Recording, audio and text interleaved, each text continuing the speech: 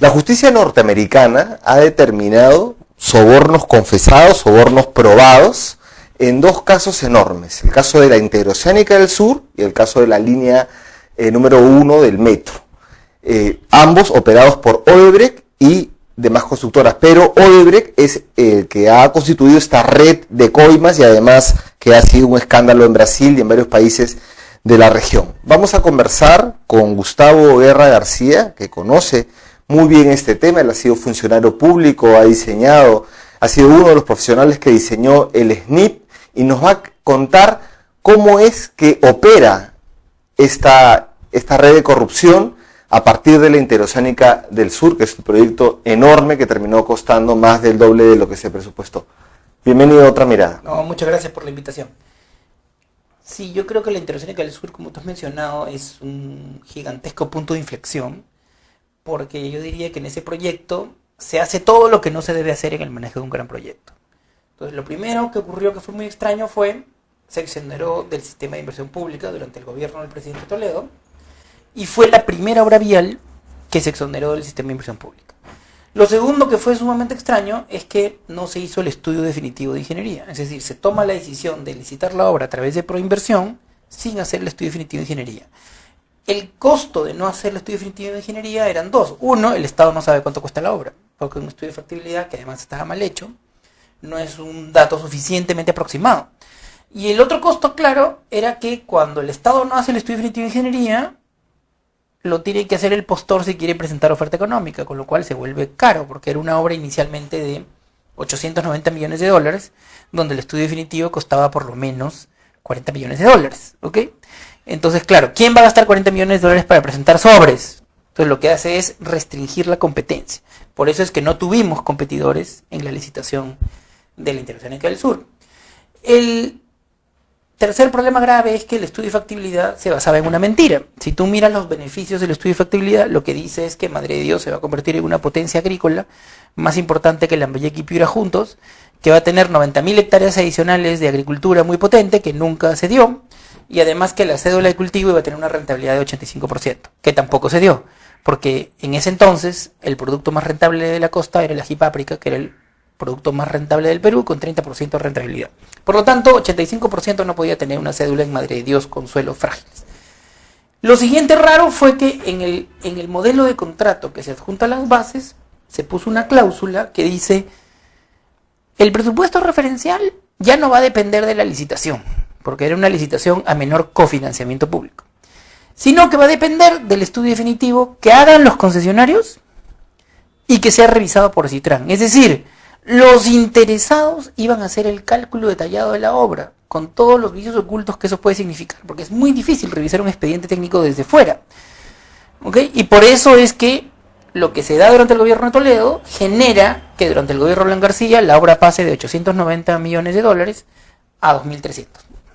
Claro, o sea, es más del doble, termina costando, y es esta obra en donde la justicia norteamericana ha dicho: aquí ha habido sobornos. Ya digamos, Marcelo Odebrecht y los jefes de Odebrecht han señalado: hemos pagado. Entonces hay que decir a quiénes les han pagado. En ese momento estaba Toledo, la obra también la continúa Alan García, también estaba metido PPK, estaba metido René Cornejo. En realidad, una serie de personas, funcionarios y políticos que están operando hoy en día están ahí. La otra obra es la línea número 1 del metro, donde también se ha dicho que hay probablemente sobornos. Entonces, si esto es así, ¿por qué ya no tenemos las primeras, digamos, detenciones preventivas, embargos, los primeros imputados en el Perú? ¿Qué está pasando? Yo creo que lo que está ocurriendo es que la Fiscalía quiere asegurarse las pruebas antes de decir algo y actuar, lo cual no estoy seguro si es la mejor manera de proceder, pero en todo caso en las próximas semanas veremos, pues, ¿no? Yo siento que si ya la Fiscalía Americana tiene una confesión de parte, en ese caso hay relevo de prueba. Por lo tanto, ya se pueden hacer acciones contra los activos de Odebrecht en el Perú, porque ya está claro que sobornaron, por lo menos en esos dos casos, y por alrededor de 29 millones de dólares.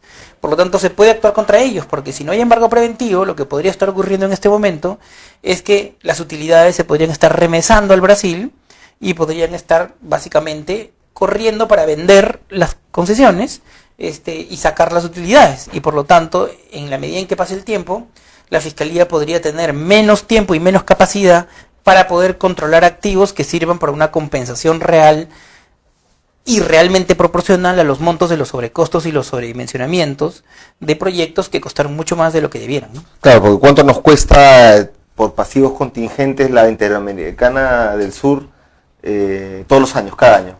Mucho, y yo quisiera además decir algo, ¿no? Hay momentos en que el ministro Enrique Cornejo habla de sobrecostos en la Interoceánica del Sur y él dice que no hay, ¿ok? Él dice que no hay sobrecostos en la Interoceánica del Sur. Y yo quiero recordar que cuando en el 2005 denunciamos las irregularidades y las cosas extrañas que ocurrían en la Interoceánica del Sur, lo que dijimos fue que había un sobredimensionamiento, no un sobrecosto.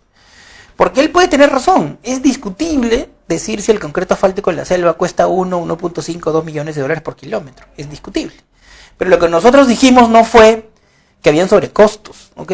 Lo que nosotros dijimos fue que había un sobredimensionamiento de la obra. ¿Por qué? Porque el estudio de factibilidad decía: recién van a haber 88 camiones en el tramo de la selva, de la Interoceánica del Sur, dentro de 10 años. Es decir, un tráfico de camiones bajísimo.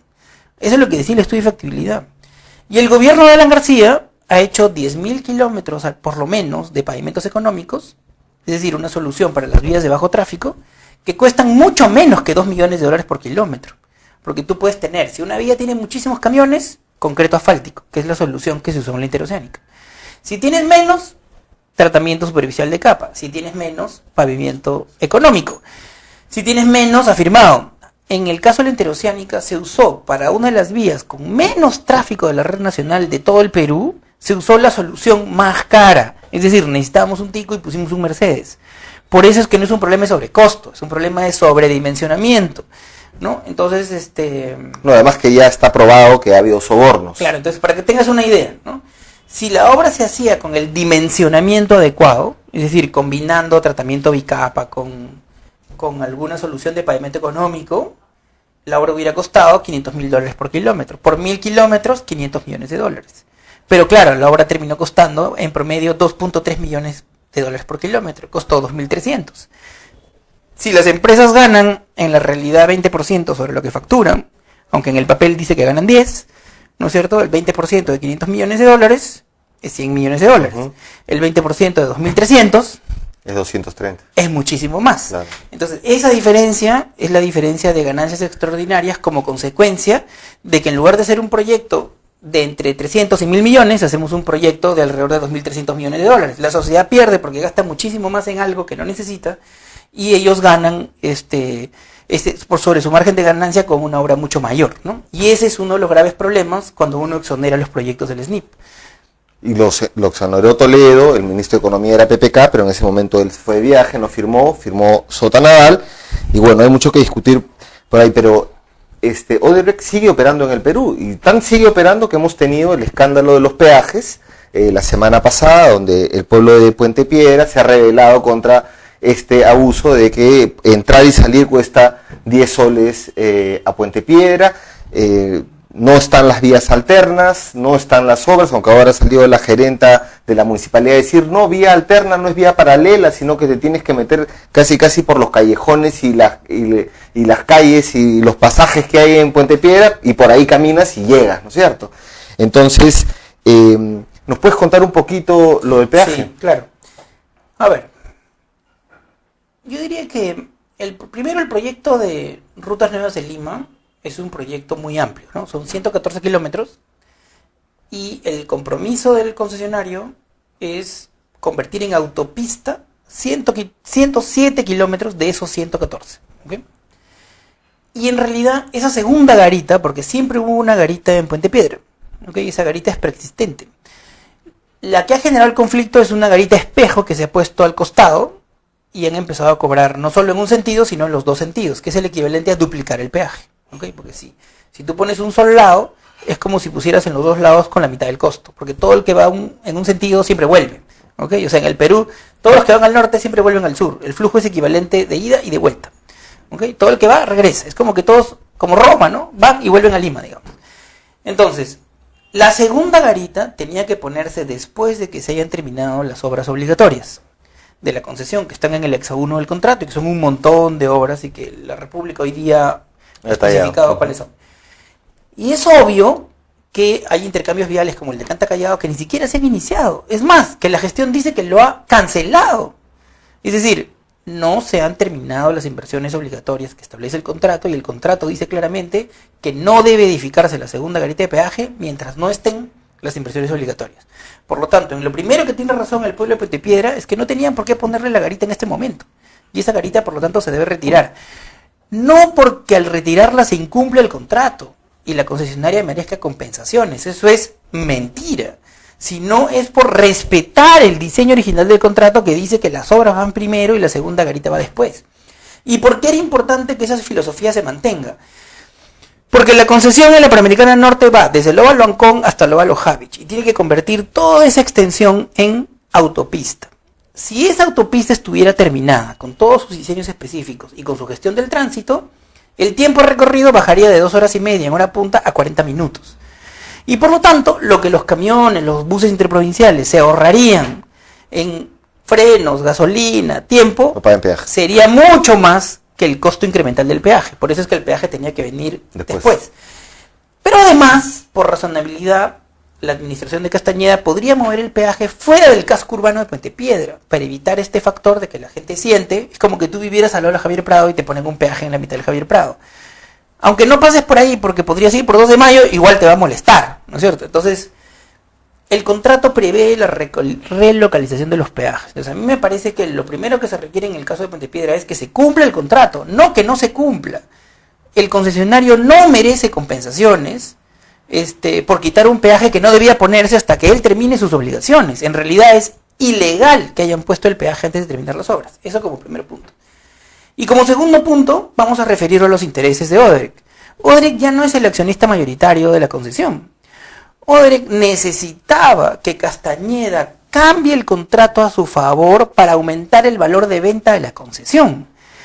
Y cuando Castañeda sale a decir, me han maniatado, él dice que lo han maniatado y que no puede cambiar el contrato después de que él lo ha cambiado 4 veces. Cambio 1, le ha regalado 4% de los peajes al concesionario. El 4% que le tocaba recibir a la municipalidad. Cambio 2, ha adelantado la segunda caseta espejo antes del inicio de las obras. Eso es un montón de plata, son meses de recaudación de peaje. Cambio 3, ha anulado las obras del intercambio Canta Callao. Y cambio 4, ha aumentado la concesión de 30 a 33 años. Y no hay ninguna explicación. No hay una adenda de por medio y no hay pedido en objeción al MEF. Todo en favor del concesionario. Todo en favor del concesionario para que él pueda vender a un mayor valor el 70% de las acciones de la concesión que ya vendió, porque como Odebrecht tiene miedo de que termine expulsado del Perú, se está yendo y está haciendo todas estas operaciones mientras la fiscalía se demora en intervenir sus activos y en embargar sus cuentas y congelar sus actividades. Ahí entramos pues nuevamente al razonamiento, ¿no?, que hemos iniciado.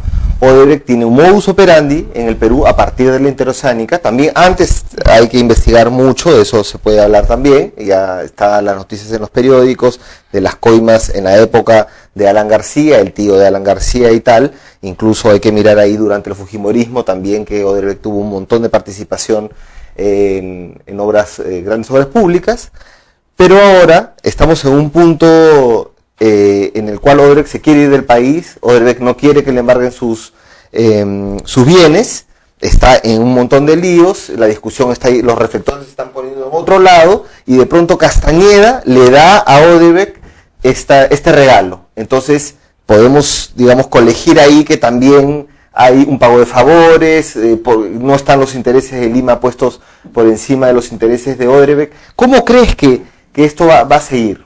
Yo creo que es una pena que la administración de la gestión amarilla, tanto en el caso de OAS como en el caso de Odebrecht, lamentablemente esté negociando cambios en los contratos siempre en contra de los intereses de la ciudad y en este caso específicamente del pueblo de Puente Piedra.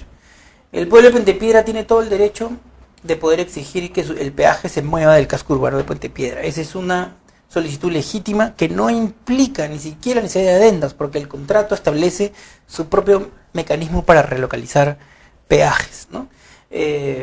y por lo tanto este no es un tema en que nadie esté maniatado. Eso el alcalde lo puede resolver. Y es una pena que sea súper ágil para cambiar las cosas para que Odre pueda vender su concesión a mayor valor, con dictámenes de por medio, con acuerdos que no conocemos ya firmados, obviamente pitorreándose en las normas del reglamento de inversión privada, y que no haga lo que tiene que hacer. Y en el caso de OAS también los cambios son malos, porque la gestión del 2011-2014 de Susana Villarán negoció con OAS duramente, porque los amenazó con suspender el proyecto, y amplió 200 millones de dólares de inversiones, lo que incluye un fideicomiso de 75 millones para el proyecto más importante de espacios públicos en el distrito del Rima, que era el proyecto Río Verde, que era un campo del tamaño del campo de Marte, más la recuperación de la ribera del río. Un estudio técnico que se terminó, que fue hecho por la empresa Beri Moreno, el estudio definitivo de ingeniería, y que mientras Susana Villarán todavía era alcaldesa, como todos sabemos, Piñeiro de OAS, hoy día preso, negociaba con Giselle Segarra, operadora ex GPIP de Castañeda, para canjear ese enorme proyecto y los 75 millones de dólares por un proyecto inflado que nadie pidió, que es el bypass de 28 de julio.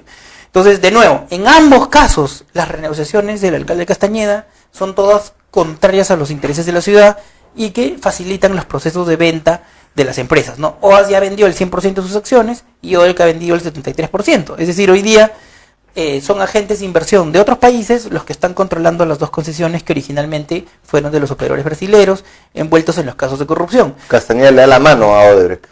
Y a OAS, a los dos, ¿no es cierto? Y a OAS se lo da además incumpliendo las normas que establecen que él, sin tener mandato, no podía interferir con la gestión pública. Que es lo mismo que hizo Castañeda contra la licitación del recaudo privado en Lima Metropolitana, que era una licitación bien dada, que él anula, y que él se mueve negociando con el gobierno de Humala para que el MEF saque posiciones contrarias a la firma de ese contrato que en realidad debió firmarse. Bien, bueno, mientras pasa el tiempo, Odebrecht va a seguir, y las demás empresas brasileñas, digamos, evadiendo la justicia, se están poniendo la atención de repente ya en muchas cosas y no en los proyectos donde ya se ha demostrado que hay sobornos. Esperemos pues que en los próximos semanas haya mayores destapes y que pueda permitir alguna accionar de la justicia.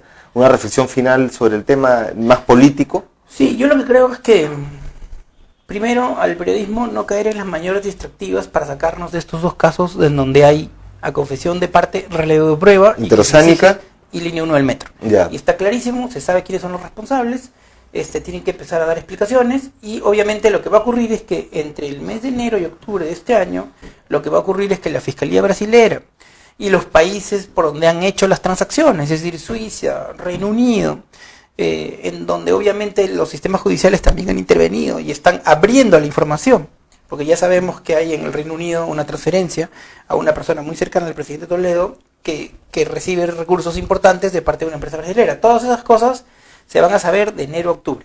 Yo creo que el aprendizaje es, no podemos volver a cambiar leyes con nombre propio, como se hizo a favor de la Interoceánica del Sur. Odebrecht tenía un impedimento para firmar con el Estado porque tenía un juicio por la presa de Cuchoquecero, que era otro elefante blanco del tiempo de Fujimori, respecto del cual Odebrecht tuvo un juicio. Como tenía el juicio, no podía firmar el contrato.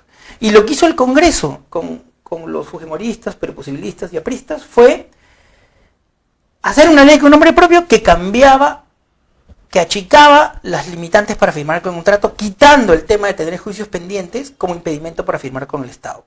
Por esa ley con nombre propio que se sacó en 24 horas a finales del gobierno de Toledo, es que tenemos que Odebrecht pudo firmar Olmos, Interoceánica Norte, Interoceánica Sur, el colector norte de Sedapal, una gran cantidad de proyectos. Es por eso que ellos pueden hacer lo que hicieron y pasar a tener un tamaño de operación que terminó dándole tanto poder que rebasó a todas las instituciones peruanas. Yo creo que el aprendizaje es, hay que reforzar el plan institucional y no concentrar las inversiones en ningún actor particular para que el Estado pueda, digamos, tener gobernabilidad, ¿no? Tenemos que planificar menos, priorizar las inversiones, fortalecer el SNIP y no flexibilizarlo. Planificar más. Y quizás planificar más y destrabar menos, ¿no?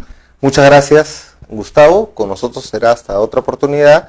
Pueden visitar la página web de Otra Mirada, www.otramirada.p, para encontrar esta, otras entrevistas y mucha más información.